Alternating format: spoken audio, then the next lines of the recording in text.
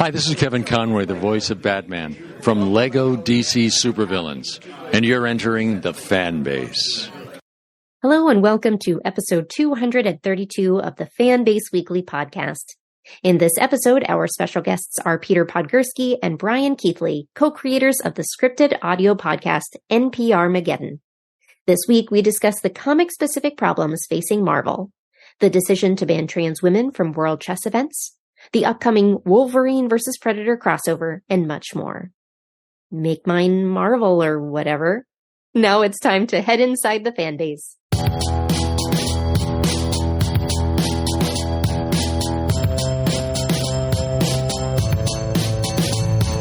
7 days a week, it's the 365, it's the give you what you need at the.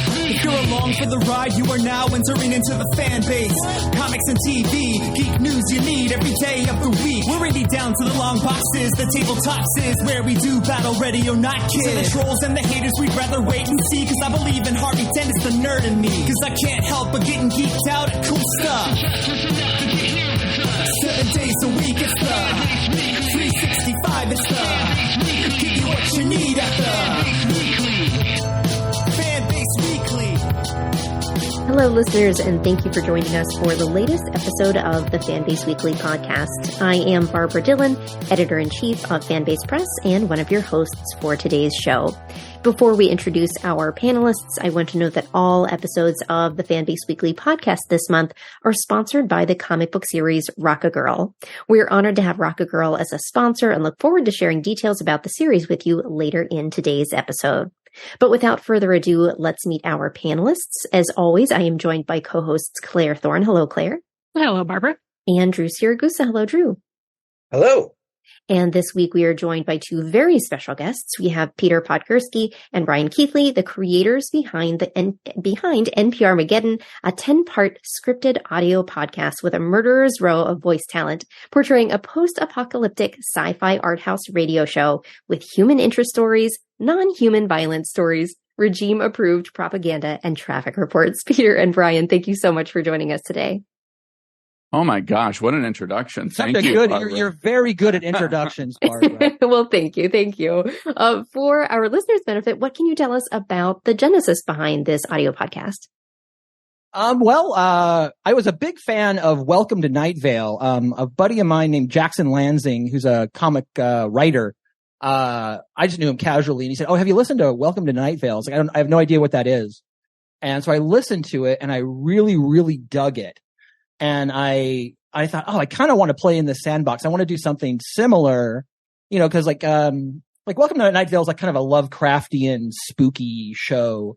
And I'm a fan of that stuff, but I also am a fan of like a lot more violent, like brutal fare. And I called Bryan up and said, "Hey, I think we could do like an audio show, kind of post-apocalyptic-y and a little bit like public radio. What do you think?" Yeah. And I thought about it for 2 seconds. You mean like NPRmageddon? And thus the legend was born. Yeah. And I was like, amazing. I couldn't believe I had thought about it for like the whole afternoon. Bryan thought about it for about 3 seconds and then came up with the name of the show. Yeah. See, I bring the titles. I have a very niche, contribution. He's very good at titles. Yeah. I love it. I love it. Well, as I noted, in addition to a killer title, you have an incredible voice cast involved with the project. What can you share with us about the production process of working with the cast throughout the project? Well, I think our favorite person we recorded is Harlan Ellison, the great Harlan Ellison. Legendary science fiction author. So he wrote, if you're not familiar with who Harlan Ellison is, he wrote Star Trek episodes from the original series, what was that? City on the Edge of Forever, I think was the name. Yes. Yeah. And Edge of Tomorrow or Edge of Forever? Yeah. And he wrote like classic, like Outer Limits episodes that he then went to war with James Cameron over the Terminator. The Terminator with, yes. And stuff. And he was a mega just talent as far as writing goes. And he was also just a huge advocate for writers and writing as a craft. And I mean, he's like a muse of writers. So he's amazing. So we went over to his house, and his house, I knew where he lived because I got lost one time in the hills, and there's this really bizarre house that kind of looks like a space pyramid or whatever. And it's called the Lost Aztec Temple of Mars, and it had this sign. And I was like, gosh, who lives here? And I found out, Harlan Ellison lives there. And so when we were writing this, I thought, maybe we can convince Harlan Ellison to be in our show. And so I didn't know his phone number, and I didn't know his email or anything, but I did know his address. So we wrote a letter to him and put it on his doormat, and then went home. Very low tech solution. Yeah. And then he called us later that afternoon. And yeah, then we were the next week we were sitting in his kitchen table recording the irascible Harlan Ellison. And it's probably one of the highlights of my life. Oh yeah. And he was correcting our grammar and making our writing better just by glancing at it and looking at it. So we were like, thank you, please give us your wisdom. And he was just torturing us because we were very nervous, and he was very much enjoying. Oh yeah. I was sweating bullets because I was like, do I have enough batteries in the recorder? Do I have a plug-in? And he'd lean over to Brian and go, hey, look at him. He's really nervous. Look at him sweat. Oh, no. He's having a really hard time there, don't you think? Yeah. Yeah, he was an infamous curmudgeon, and we got the full curmudgeon. And I think we would have felt cheated if we had not gotten the curmudgeonly Harlan. Oh yeah, we got a full 100% Harlan Ellison experience. Yeah, it was awesome. And we have a lot of other cast members, but I think he is a very, very special place, and he's in so many of the episodes. We sat and we were all over it. We recorded him a really long time, so he was a really good sport. Well, I certainly don't want to give short shrift to the production process itself. I mean, bringing an audio drama or audio podcast to life is a gargantuan feat. Once everything was recorded, what was the production process like for the two of you? Oh, well, I think right? Because you did your own indeed podcast. You were Katniss Everdeen. I was indeed, yes. May the odds be, can you give me may the odds be ever in your favor? Oh, can you give me one of those? Oh, I don't want to do it cold. I'd ruin it. Okay. No, I don't want to put you on the spot. Hey, Brian, can you fill in for Barbara and do one of those? Do it. Yeah. Say it again though. Line. May the odds forever be in your favor. But like her. May the odds forever be in your favor. Oh, near so perfection. Good. So good. I can't compete with that. But I don't know. So you get it, right? It's a lot of showing your creative partner's cuts and what do you think about this? You go about 10 different ways. You end up hating half of it. Let's re-record it. Then you get sort of addicted to re-recording everything for a little while. It's and very neurotic about it. And the nature, the content of the sketches would change from recording to post-production, and the order of the sketches would change. So it was all very fungible, I guess. But it was a long process. I mean, we involved over 80 actors in the 10-part series, and so it was a lot. We bit off as much as we could chew. That's a lot of people to juggle, and a lot of voices to properly mix. A lot of favors to call in. Yes, absolutely. So because we always wanted it to feel big. We always wanted to feel like a feature film in an audio drama format, where we didn't have any, an Avengers film in an audio drama format. So we didn't want to put limitations on ourselves. So it's very sound designed, and it feels very big. Yeah, but the show, I guess, I think we did a bad job of explaining what the show was. That's true. Yeah. So if you're curious what we're talking about, what NPRmageddon is it's a post-apocalyptic world, but this is a public radio station. So this is kind of like an NPR news program, but the news stories are related to the post-apocalypse and other kind of just bizarre, very violent, brutal, political science fiction. Yes, it's the best news from the worst place on earth is one of our taglines. So. We've got lots of taglines. Brian is also good at writing taglines. Taglines and titles, yeah. Amazing. And Katniss Everdeen impressions. Exactly. Well, for new listeners who may be coming new to the series, what are you most excited for them to experience with the episodes? Oh gosh. I think you dig in with episode 1, and we have Fred Willard in episode 1 for one, who's like a, legendary comedian actor. He's very early in, and I think his sketch in particular, if you're on board with Fred Willard as a sort of very shifty spokesman for an evil corporation, I think you'll be on board for the full series. So definitely check it out. Yeah, I mean, I think what I look forward for people experiencing is just you, Brian. Oh. Just a full I'm in it a lot. It was very. I remember. Vice President Cheney. Not to bring up that terrible period, but Vice President Cheney saying like, because President Bush asked him like, find me a vice presidential candidate, and he just looked in the mirror and he said, "Oh, I found one." And so I became the host of the show, a little by accident, but it was fortuitous, and I really, really enjoyed the voice acting throughout the series. Which is something. I mean, you're a voice actor, Barbara. I mean, I recommend everybody go and listen. I did check out. I'm like 2 episodes deep on is it the Katniss Chronicles? It is. You're very kind. Oh, we were so green when we started. So I hope that you give it time. Yeah, no, you just made them as you went. Is that how you in linear order, or did you? Is that how we did? Yeah, we recorded.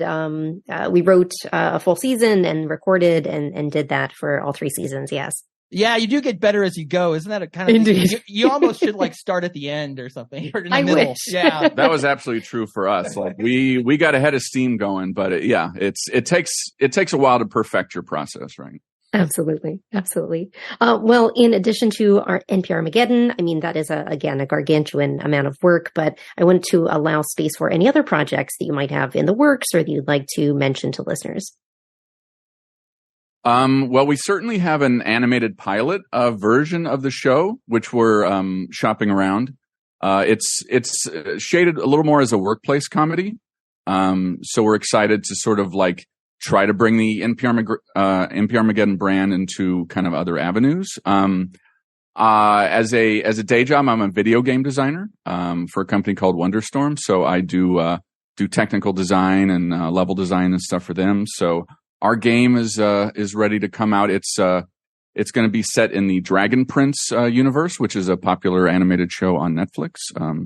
So that's what I'm working on currently. Yeah, and I guess our friend Martin told us that like this was like the world's largest, like longest, most complicated like art project. So we decided to lean into that, and we also like published a children's book set in the NPRmageddon universe called "Daddy Grew a Little Daddy Today" about genetic nonconforming families. And it's a comic. It's that's available on Amazon if anybody wants to check it out. Amazing! I'm ordering my copy right now. Excellent. Well, it's so good to have you both here. So thank you so much for being here. And why don't we go ahead and find out what everyone is a fan of this week? Claire, we're going to start with you.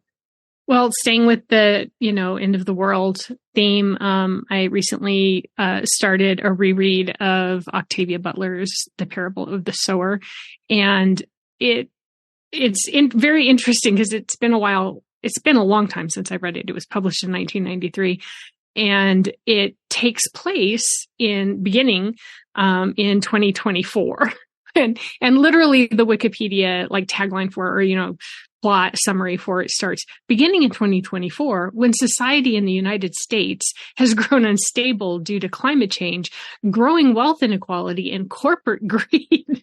And you're like, so just the real world is what we're talking about now. And I guess I had just kind of forgotten about how it's just the impact of it now at this point in our history feels very interesting. So, and it's arguably one of the, best science fiction works out there. So highly recommend. I'm going to be enjoying my reread. Back to you, Barbara. Excellent. Drew, what about you? What are you a fan of this week? I spent my what is it called? The Herquake Day inside revisiting the Myst, the 90s video game. It still holds up very well. The company is currently working on like remaking Riven in the 3D, so it's not just point and click. It's actually like they've done Myst where you can, it's like a normal video game where you can just walk through it and everything like that, and not just still pictures. But the game still holds up. It's really fun, and I enjoy the puzzles. Excellent. Peter, what about you? What are you a fan of this week? Well, I listened to last week's show, and you had recommended this show called Pickle and Peanut. Oh my goodness, yes. And so I checked it out, and it was so funny because there's some of the actors, and there's a guy named Johnny Pemberton who's like a stand-up comedian I used to see at the Ice House, like, oh, nice. 15 years ago. He does a voice on it. And so I was like, I wasn't expecting to like the show as much as I thought. I'd just check it out. I have nephews. I'm like, and I'm always, just kind of interested in what like kids are watching. But I was sort of disappointed. I guess that show, like, it wrapped up in like 2018, but like it was new to me. And I saw like 2 episodes, and I guess I agree with your recommendation. I think it's really good, but like, it's very, I was scrolling through the IMDb reviews of it, and people were like, don't let your kids watch this because it'll turn them insane and they'll just jump all over the house and wreck everything. And I'm like, yeah, maybe. Like, it sounds possible. I don't know if you've had that experience, but it's now a very high-end show. We have like rapping 2.5-year-olds now that just love and try to mimic the opening and closing credit theme song. So that's where we are with it right now. Yeah, so I guess I'm just going to back you up on Pickle and Peanut as being worth your time. Excellent. Thank you for that. Brian, what about you? Well, doing my due diligence and finding out a little bit more about Fanbase Press, I picked up Fearworms, which is awesome. a horror poem anthology of some scary poems. And the reason I picked it up, not just because it looked cool, but because there's several poems in NPRmageddon, and I've really enjoyed crafting a little bit of demented poetry for the show. So this is the Fearworms is in that same zone of like scary, solid prose. And it's a lot of fun. So, I definitely recommend, the listeners check that out. And I'll also mention, a little bit more of a normie, thing I'm into is Baldur's Gate 3, which probably many, many listeners are also involved in, but, that is an excellent game of the year type game experience. And just be sure to clear the deck for that one because it will consume 100% of your time. I love the idea of a book of poetry composed like an anthology, right? Composed by people who seem to find time during the apocalypse to write poetry. Yeah, you got to find the humanity, even in the direst of times. You got to find a little. Yeah, you got to sit and reflect and yeah. And rhyme. And rhyme. Yeah, it's very fun. And good meter. Solid. None of this free verse. No. We didn't have time for that. No. Well, I'm kind of embarrassed to say that I've never watched this until now, but I watched Christine over the weekend. And it was really awesome. I actually never read the Stephen King story, so I was coming wholly new to it. Amazing cast, a cast fully of those, great 80s character actors that you've seen in everything. But Keith David, right? It's Keith David. Yeah, I think so. Yeah. But it's just fantastic and fun and bizarre and off the wall as most John Carpenter things are. But yeah, highly recommend. Really, really enjoyed it. And a reminder to our listeners, you too can call in and let us know what you're a fan of this week. Feel free to give us a call at 818-732-1148, and we look forward to hearing from you. Otherwise, we're going to take a brief break, and we'll be back after this commercial with our first story for this week. Hey, listeners. This is Brian Dillon from Fanbase Press, and I'm here to let you know that in addition to our podcasts and website, Fanbase Press is also a publisher of comic books, graphic novels, and other fine media. In fact, Fanbase Press has released another spine-tingling, hair-raising creation to terrify horror fans everywhere. Written and illustrated by Robert Payne Cabine, author of Tainted Treats and screenwriter of Heavy Metal 2000, Fearworms Selected Poems features Cabine's new and previously published poems from the 1980s to the present. These manically crafted word machines are visceral, psychological, haunting, and terrifyingly humorous. HorrorAddicts.net calls Fearworms a work of art and a book that really shows the power of words. Actor Bill Moseley of The Devil's Rejects says Fearworms worms its way into our heads, and that Cabine has made the Fearworms fun in 8/6 rhyme. Sandy King Carpenter of John Carpenter's Asylum calls Fearworms a gripping selection of verse-based stories to ice your veins on a dark winter's night. In addition to Gabin's own breathtaking illustrations, Fearworms' selected poems also features a gorgeously dark and captivating cover by Eisner Award-winning artist Bill Sienkiewicz. Help support the giveaways, podcasts, and other free content we provide every day here at Fanbase Press by purchasing a copy of Fearworms, Selected Poems, or one of our other awesome books at the Fanbase online store today. Visit fanbasepress.com and click on the shop link to secure the only poetry book that is guaranteed to leave readers squirming. Welcome back to the Fanbase Weekly podcast. Our first story for this week comes to us from ComicsBeat and posits the state of Marvel Comics when it comes to declining sales and a general lackluster feeling from both creators and readers. Ultimately, creators aren't scrambling to work for the publisher and readers aren't spending their hard-earned money to buy Marvel titles. Now, the article's writer admits to not being a Marvel Comics reader herself and cites a report compiled by ICV2 on Marvel's titles declining in popularity. In fact, it's DC that seems to be pulling ahead when comparing the big two publishers.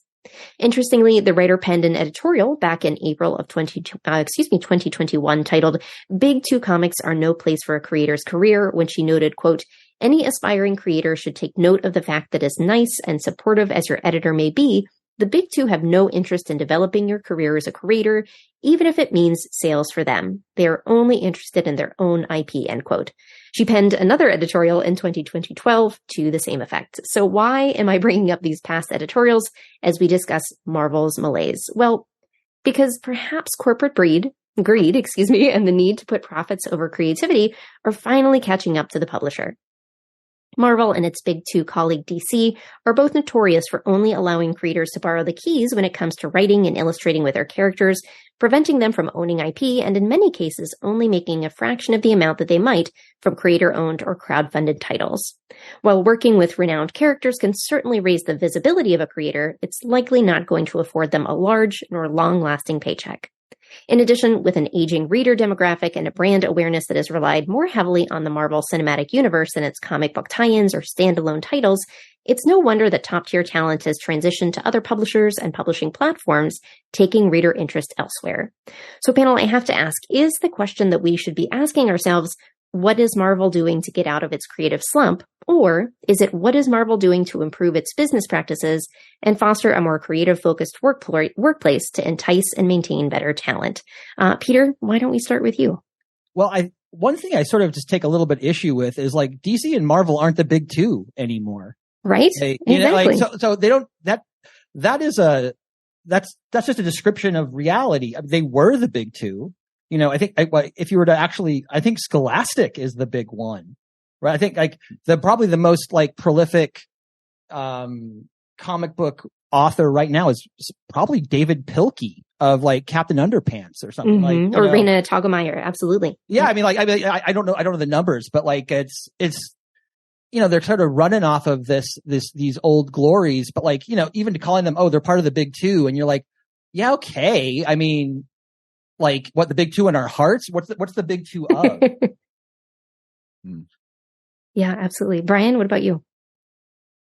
Yeah, it's sad to see it. You know, like in the 80s, I grew up with, you know, always going to the comic book store. And I just wonder, you know, what we need to do to kind of update the format for the new generation. And I don't know, like, you know, there's as far as like Transformers say, I know like Transformers, like Optimus Prime, you can buy this like $800 like Optimus Prime figure that has robotics and like transforms before your eyes and stuff. Like, what's the, you know, we're getting older as millennials, like we've got some disposable income. How can we prop up the comic books industry with like an $800? What's an $800 comic book? Like, I want to buy an $800 Wolverine comic book, you know, like put some sapphires or some rubies on that thing. Like, I'll buy that and I'll help prop up the industry. Like I don't want to buy just a $6 thing. I'll buy it's make them more expensive. Yeah. It's the diamond encrusted Victoria's Secret bra version of a comic. Like a Gucci. They should become like an elite brand for the wealthy. And like Lamborghini or Bugatti. Oh, absolutely. Yeah, absolutely. Well, and I think that's the tough thing. And I think that the writer even notes this, that, the top sales or the top titles at this point are just those omnibuses. They're reprints of what has already come before. So there's nothing new being infused or, fostered in the comic book realm. So I think to your point, absolutely. It's really just the older reader demographic, appealing to them who may not have as much money as they used to in these tough times. So, what interest or intrigue is there for younger readers? Absolutely. Drew, as our retailer, what would you say? I would just say that they have been trying that, having like a higher end items and all of that kind of stuff. And that's kind of part of adding to what's wrong right now. They frequently have the higher end ratios. I think specifically there was a Berserker, the Keanu Reeves comic, and they had a 1 in 1,000 variant for $1,000 that was signed by Keanu Reeves, and it kind of came and went. And that's fueling the speculator market that is collapsing the industry right now. But in terms of like Marvel and DC, they're both in the same boat right now. It was kind of weird in this article that they're acting like DC's not, but they both have the same old mindsets of, the vast majority of DC books are Batman or Bat Family. The vast majority of Marvel are Spider-Man family or X-Men family. And so you have just the same thing being printed out 40 different times. And people are getting tired of that. There's something that they've been doing. So much of where we are with the comics industry right now is that short-sighted thinking of the quick dollar. And traditionally in a series, you have issue 1 sells X amount, and then issue 2 sells less than that, and then less, and then less. So what both Marvel and DC have been doing, which has been angering a lot of fans and causing a lot of people to stop reading, is instead of having it be, issues 1 through 5, it's a series of one-shots. So it's making it so much more complicated to try to keep up with these storylines, because you go, well, which is part 2? It's whatever the story is, Alpha 1 is 1, and then whatever the story is, and then their character number 1, and then it would be there was Dark Web, and it was like Dark Web Alpha is number 1. Dark Web number 2 was Dark Web Miles Morales number 1 or whatever. And it's very complicated. So no one can keep up with it. And they trick people into going, oh, it's a number 1. I can start here, but I can't. So the industry needs to stop doing these kind of things of tricking people into buying a comic book that is not what is advertised. And they also need to stop worrying about the speculator market and paving the way for the movies and just tell solid stories. And that's how you get your readers back.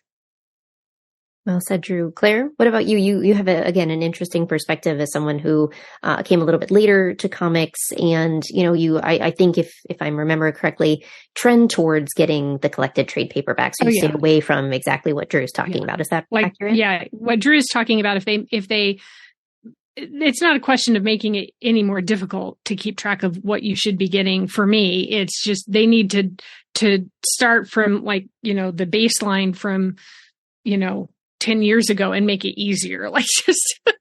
It's so difficult. And I think trying to figure out things online is even more difficult as well. I completely agree with Drew on that front. Whoever the big guys are out there, they need to be doing things that make it easier for people to track through a story. And I just through this whole discussion kept thinking to myself, it just really sounds like they need to pour some money into making the careers of new talent, new writers and artists and kind of, just let go of we have to, somehow scrape the last remaining dregs out of, these stories that we've already told for how many decades. It just, be a little bit ballsy and go out there and invest some money in really fresh and intriguing new stories, and do it by, investing in the people who create them. And also, to your point, like this, the article was talking about things from like 20 years ago of, the Marvel Knights series and the Ultimate Universe, which were both, one, new stories, but two, like meant to be like entry points for new readers. Like you could start there and understand what was going on, and then it would, be a gateway to more. Whereas now, like, they're rebooting the Ultimate Universe, and it's now so much more complicated. So it's only for the people who had read it then. It's what is the point in this being, cozy to new readers from 20 years ago as opposed to now? Well, Claire, I want to go back to a point that you made, because Bryan and Peter, you were creators yourselves. You were inventive, and you were creating your own podcast to write for, to be able to own the IP of. I'm trying to think of the equivalent of something in the audio realm or just film and TV that would be, borrowing the IP in a sense of characters and storylines to write with. Is that something that's intriguing as a creator for you, if you're getting to write for a very well-known property, just a licensed property perhaps? Is that intriguing to you, even though you may not benefit financially or otherwise from it? Or do you prefer doing your own thing and kind of carving your own path?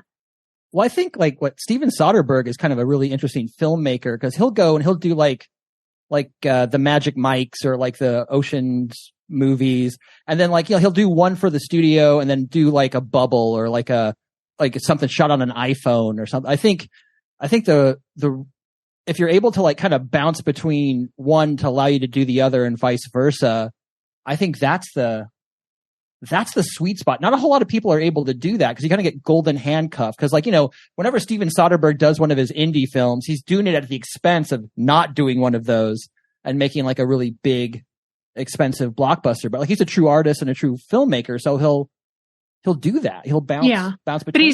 But when he's doing that, he's making relationships with actors and producers and cinematographers, et cetera, who are willing to then, move on with him to the next project as well. And I think that's kind of the mindset that Marvel doesn't have. The comic book industry has such a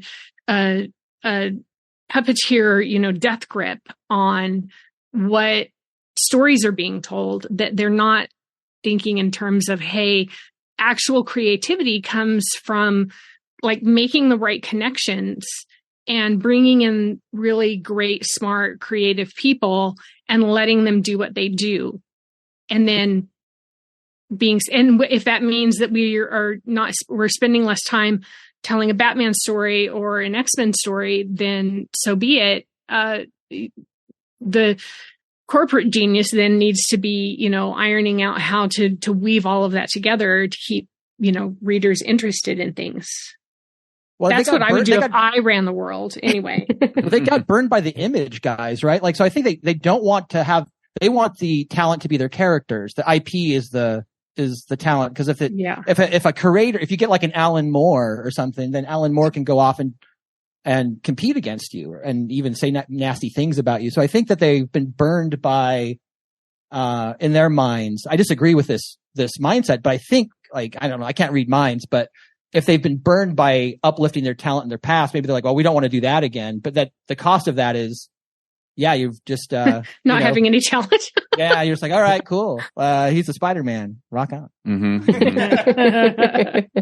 Yeah, I mean, I think that this Marvel and DC have sort of functioned this sort of like duopoly, throughout the decades as far as superhero comics. And I wrote a script years ago about the creators of Superman back in the 30s, like Joe Shuster and Jerry Siegel, and how they ultimately felt extremely cheated out of the enormous success of Superman because they sort of didn't own any piece of Superman. Like DC just owned it, and they spent their later years sort of like penniless and really scraping by.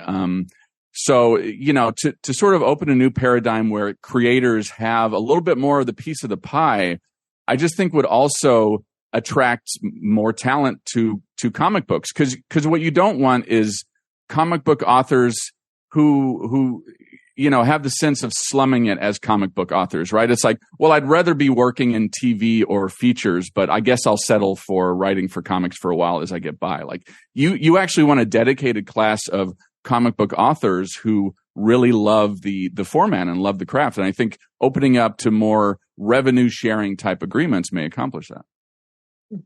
Absolutely. And I think it as is evidenced by all of our previous podcasts, at least this year, it always comes back to the strikes in some regard, because I think we're seeing the same thing in TV and film in terms of there's so much value added from the creators who are bringing film and TV projects to life. And the same, of course, is the case in the comic book industry. But we sadly do not have the benefit of unions as of yet, or it's a burgeoning path that we are trying to cut, but still one that does not exist. But I think that even worse, you're seeing that comic book stories and characters created are serving for fodder for movie and TV adaptations, and very little money is going to the actual creators of those. So it's something that we hope will change in the future, but I just it's very hard right now. I think it would require, just as you're saying, Brian, it would require such a paradigm shift in the comic book industry with the publishers, the contracts being offered. And I think just the psychology and the mentality of both sides, of the creators and of the publishers, that it's not something where you have to, if you want to become a name, if you want to create a career, you have to work, sell your soul in order to work for Marvel, DC, or someone else on a property that you don't own in order to make a career. It should be the case that if you were doing hard work, you should be compensated for it regardless. So, what does Japan do? Can we just copy them? They seem to be doing a pretty good job over there.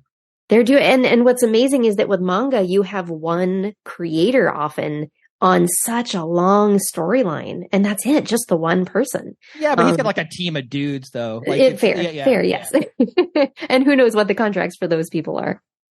Yeah, but I don't know. It might, because there's a model that seems to work. They've got a very healthy comics culture. They seem to be flourishing. They seem to be flourishing, right? And so it's not the world isn't wrong. It's like, I guess people aren't into it anymore. It's like, well, there's a whole country of people that are very similar to us in a lot of ways that they seem to be really into it. So they're doing something right. Like a really long time ago, Japan sent some emissaries all across the world to see what was doing right, to bring back some ideas to Japan so that Japan could be successful.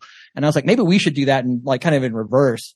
Go to Japan and see what you can copy that works over there. That may be interesting, just to shake the box up a little.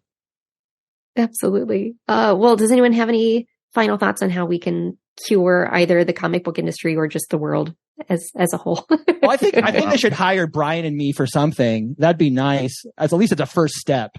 Yeah, a first tentative step. A show of good faith on behalf of Marvel and DC. So. Extend the laurel branch. I mean, yeah, our asking price is quite high, but for them it would be worth it. Yeah. Well, Marvel and DC, I know you're listening, so the gauntlet has been thrown down. Excellent. All right. Well, we're going to take a brief break, and after this moment, we'll be back with our next story. Welcome back. We turn now to an article from theguardian.com titled Trans Women Banned from World Chess Events While Review Takes Place. The International Chess Federation, aka Fide, F-I-D-E, has ruled that transgender women cannot compete in its official events for females until a review by organization officials that may take up to 2 years is completed. In response to requests by transgender individuals to compete, Fide says their participation will depend on an analysis of individual cases. Fide officials explained, quote, change of gender is a change that has a significant impact on a player's status and future eligibility to tournaments. Therefore, it can only be made if there is relevant proof of the change provided. In the event that the gender was changed from a male to a female, the player has no right to participate in official FIDE events for women until Fide's decision is made. End quote. So, as chess is not an athletic sport or one that is separated by gender, and all females are welcome to play in all chess tournaments. And the only female-only chess tournaments, I believe, within this organization, are there to encourage females to play chess when they might otherwise feel intimidated against, a block of men, per se. With that in mind, what are your thoughts regarding the ban? And we want to keep an open space for anyone's thoughts about just the general atmosphere out there in terms of attacks and oppression facing the trans community. And also, this whole article just brought up for me. I guess I'll start off the conversation by saying, where's the discussion about the status of transgender men competing in official FIDE events? That didn't make sense to me. But in any case, Barbara, I'm going to turn to you first. Sure. So I think that this decision is awful. I think that the fact that anti-discrimination laws, both in the U.S. and in most neighboring countries, do not protect transgender individuals from discrimination is obscene and should be remedied immediately. And I think that allows for decisions like this, like governing bodies like FIDE, to continue. So I guess that's the biggest thing that I'll start with, that this is obscene that this is still happening right now. As you noted, Claire, and even if this was not the case, this is not a physical activity, nor should it matter whether an individual is participating in a physical activity to determine whether their gender identity is determined by themselves or by an outside governing board. I think that an individual determines their own gender identity, and that should be the end of it. So the fact that an outside non-governmental body would rule whether that individual can decide their own identity and also whether they can participate in a sport based on that identity makes absolutely no sense to me. I know that's a lot, so I'll just stop right there for now, and I can certainly come back and discuss more. Well, yeah, and I just would note in what you were saying, Barbara, that it does almost sound in this article like FIDE thinks some sort of conspiracy or like fraud is being perpetrated on them by someone claiming to be transgender, and that they somehow have the duty to go and validate someone's status. It doesn't really make any sense. Brian, Peter, I'll let you arm wrestle for the next one. Okay. To go. I'll go. I think they're going to win. I think it's the world's very much pointed towards accepting trans people in all sorts of spaces. So I think the big tell is the hedge that they say, like, we could take up to 2 years. That's kind of like a balloon. They didn't come down and say, yeah, we're going to take 2 years. They hedged. And like, if they're going to hedge right at the beginning, I mean, that's not a very strong position to push forward from. And so so if it goes away next week, they can still save face and go, yeah, I guess it just took 2 weeks, ultimately, I think that the trans women players will get what they want. If I had to make a prediction, I think that's how it's going to work out. Brian? Yeah, I mean, I have to confess a pretty big bias here. Like, I hate chess. Playing early on when the internet was first invented, playing on Yahoo.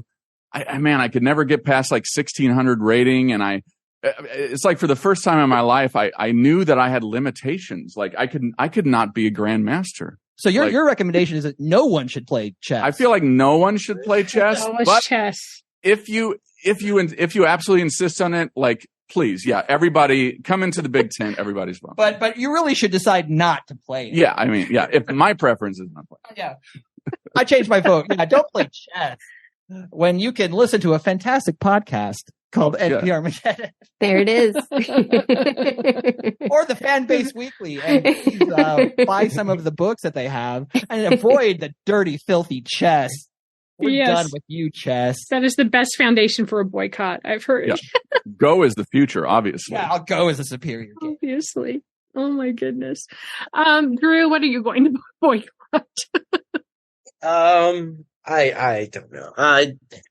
I don't understand this whole thing here. It seems ridiculous that they're trying to ban trans individuals for this.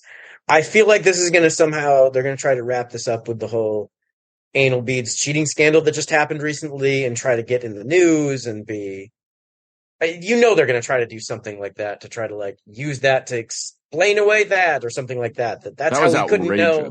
Right? Yeah. I'm sorry. The what scandal? Oh yeah, Drew, go ahead. Take us through the scandal. Okay. I want to hear it, Drew. Lay it down for us. So, as far as I know, it has not officially been confirmed yet, but there have been allegations that the like world master, or I don't know the terms, whatever, the grandmaster, in chess, the grand dragon of chess. That's already a problematic term.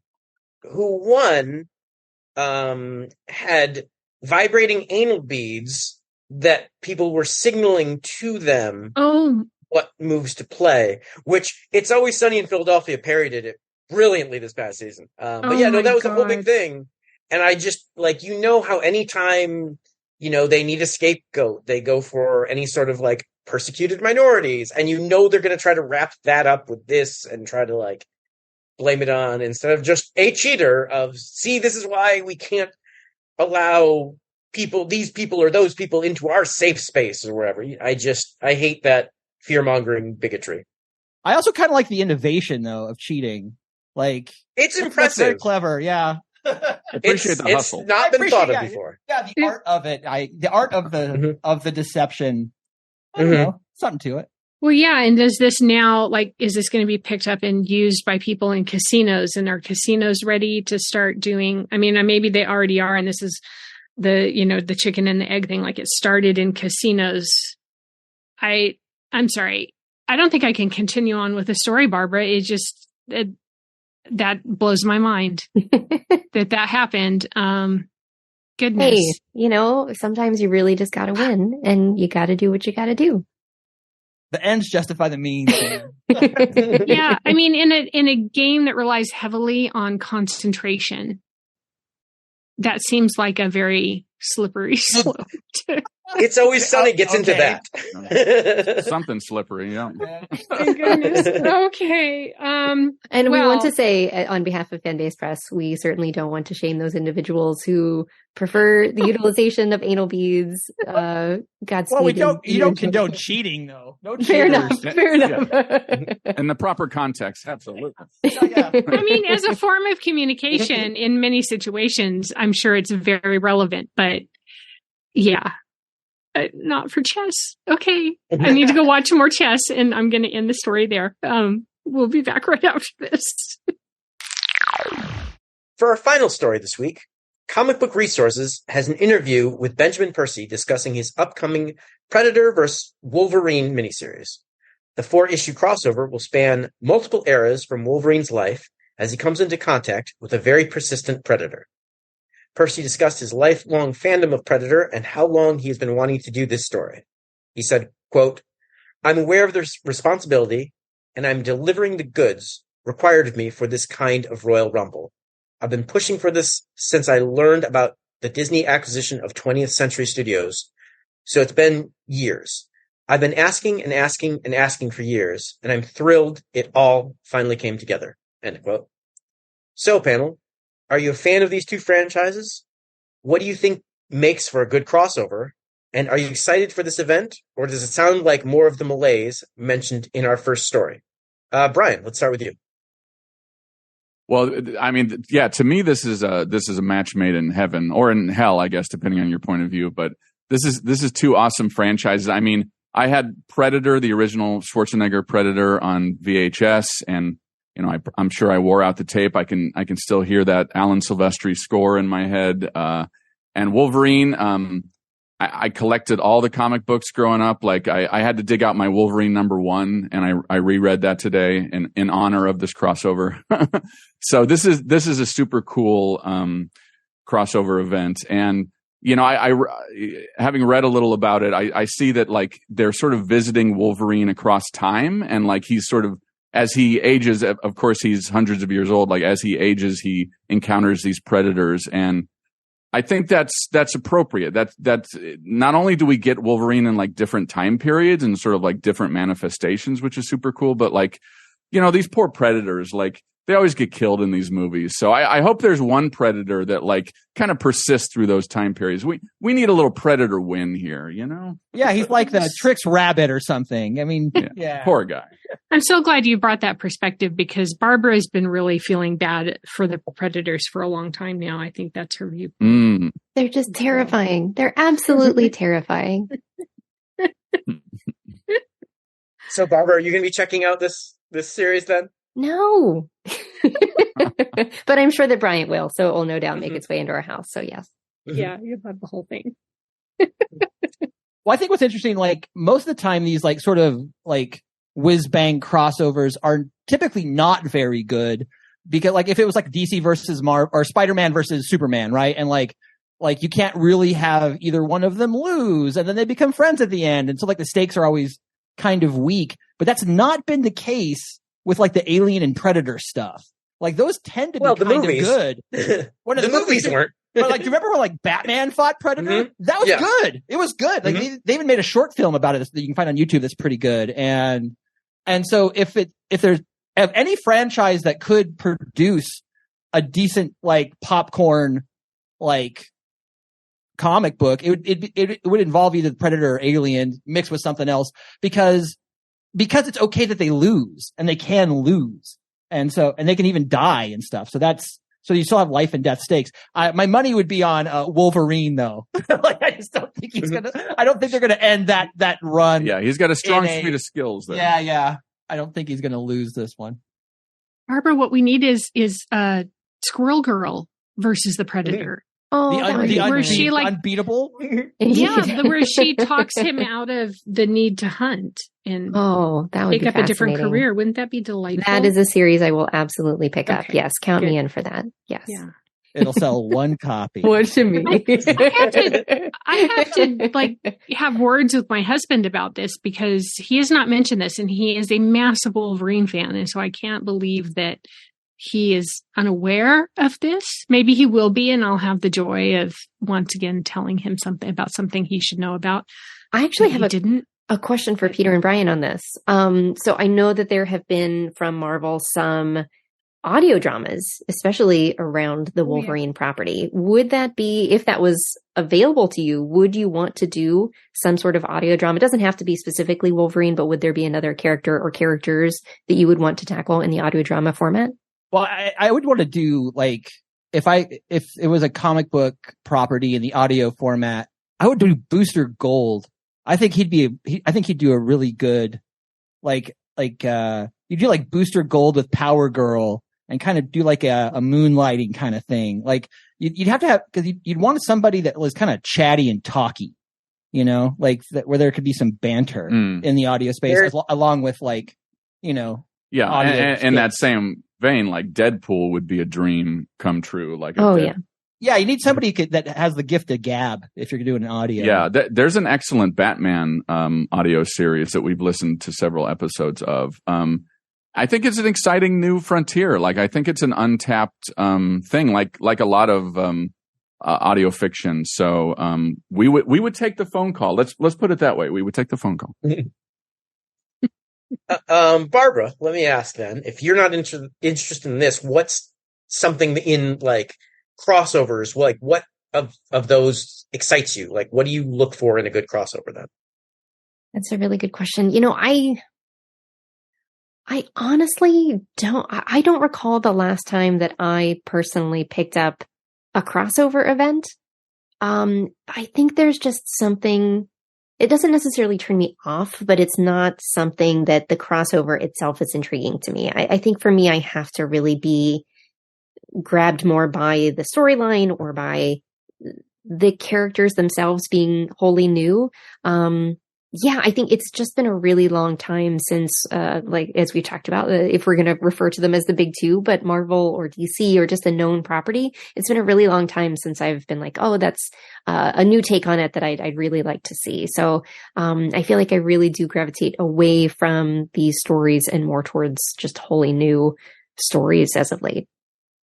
What if it was versus the Predator versus Pickle and Peanut? Oh, then definitely, yes. All right, guys. Yes. When the crossover is a fanfic, that's what I'm waiting for. Joe. Exactly. They ask me my preference. So there's gonna be some really amazing Predator and Wolverine slash fiction. Yeah. You know what you're into. Yeah. We're all about it too. It's good. It's cool. What you're saying is you want one of them to be cheating with vibrating anal beads. Bringing it all home. Well, if anybody has vibrating anal beads, it'd be the Predator. Because that's part of. I'm sure that's part of his communication back to his ship or something. You know, like that's how he's. I don't know, but he does. I think you got a first draft, didn't you? I think you got a first draft. No, I love crossovers though, and video games, which is kind of like my first passion. Like they have a lot of crossover happening, like Mortal Kombat's. Like you can play RoboCop, you can play the Texas Chainsaw Massacre, like you can play Freddy Krueger. Like it's a lot of fun. Fighting games do a lot of crossover stuff, which I really enjoy. I do crossovers in my head all the time, but not that any that really makes sense. Like I really want the Expanse universe to collide with Star Wars, and I want the Battlestar, the reboot of Battlestar Galactica. I want those characters to like cross over with Firefly. I think there's a strong argument for bringing Fringe, the television series, meshing that up with a new season of The Leftovers.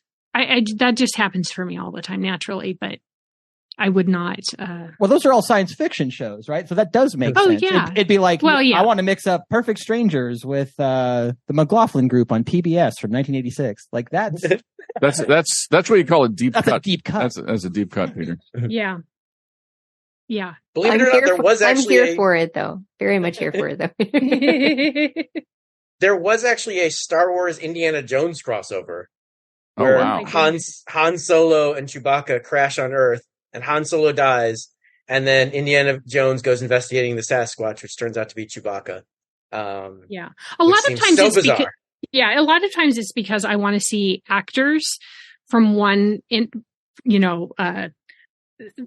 IP to like show up and interact with other actors that I really like. And the pinnacle of that for me, and I think that's why I really want the Fringe, The Leftovers crossover is John Noble and what's her good lord, and I can't remember her name now. Handmaid's Tale and Moss? Leftovers. Anyway, Moss. No, the shoot. We're gonna have to edit this heavily, but anyway, she's in Handmaid, and she's the like evil aunt Lydia, Anne Dowd. Good lord!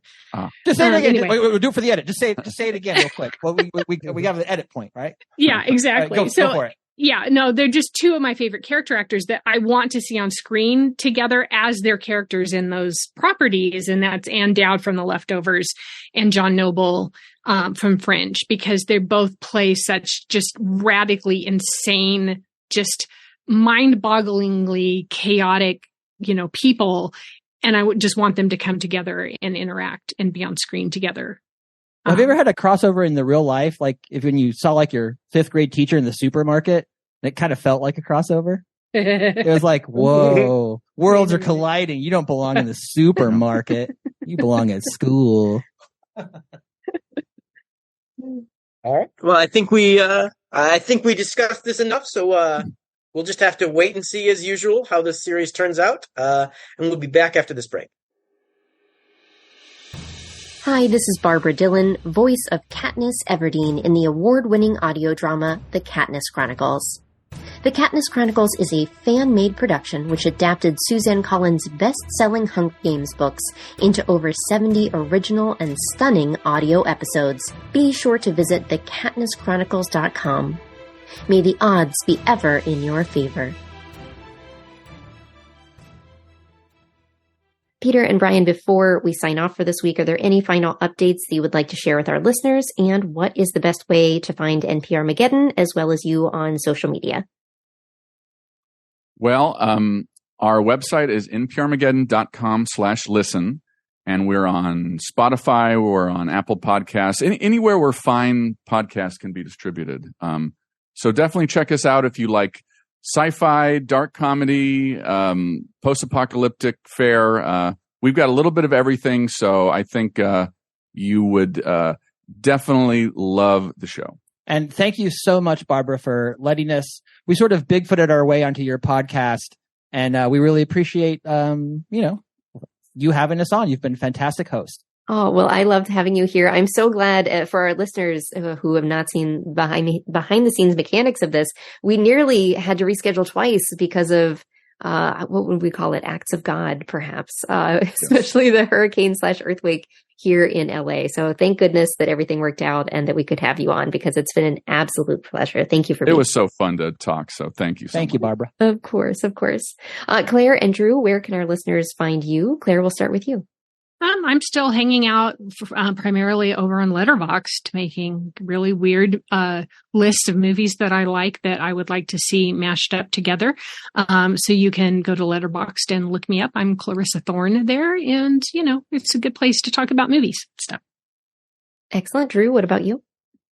My Animal Crossing dream address is DA618183429662. And my Pokemon Go trainer code is 118801678126. I got my tattoo appointments just ready for that, Drew. Do you have any good crossovers on your island right now, Drew? I don't necessarily do crossovers on there. I just kind of have different areas of. I have Patty's Pub, and the Ninja Turtles, and like a Mario area. And I just kind of, I don't necessarily have them crossing over so much, but I have just different areas kind of, I have a little TARDIS there. Absolutely. And everything. So. Excellent. Well, just a reminder, listeners, you can find Fanbase Press on all of the social medias. Just search for Fanbase Press. I will also offer a few announcements. A reminder first that Fanbase Press's new graphic novel, 4 Color Heroes, is available and features 2 boys from wildly different worlds who find love and self-discovery through the pages of a comic book. Featuring an essay by clinical psychologist Dr. Drea Letamendi on protecting the mental health of LGBTQIA+ youth, we hope that 4 Color Heroes serves as a necessary representation to readers that we, as LGBTQIA+ individuals, do matter, that we are valued, and that there's a caring community of support available. And you can purchase your copy at 4colorheroes.com. In addition, we are releasing YouTube panel content for those folks who may not be able to go back to in-person conventions just yet, or who otherwise experience accessibility issues with going to in-person conventions. We're endeavoring to do more online content.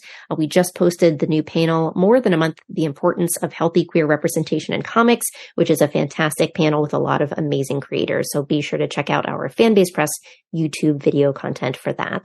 Otherwise, that wraps things up for this episode of the Fanbase Weekly. A huge thank you again to Bryan and Peter for joining us today. Guys, it was really fantastic talking to you. Thank you for being here. Thank you. Thank you. And listeners, don't forget that you can email us with your comments, questions, concerns, and all other geeky inquiries at thefanbaseweekly@gmail.com, or give us a call at 818-732-1148. In addition, we want to offer a special thanks to Adam Warrock for our podcast's theme song, as well as Fanbase Press staffer Sean Foster for each week's episode photo. And lastly, thank you to our sponsor, Rock-A-Girl, the comic book series created by Louis Wire, illustrated by Santiago Latour, and colored by Martina Rossi, is a Chicago crime drama that is ready to rock. The series follows 20-something Bonnie Rockwell, who has 2 jobs and 2 mouths to feed. Times are tough and life is tougher. But when she gets a gun, she's going to ensure that poverty will never hang over her head or the heads of her family again. The series will soon be returning to Kickstarter to crowdfund issues 2 and 3. You can learn more and follow along for updates on Twitter at Rock-A-Girl-Comic. Thank you all for listening, and take care. This has been part of the Fanbase Press Podcast Network.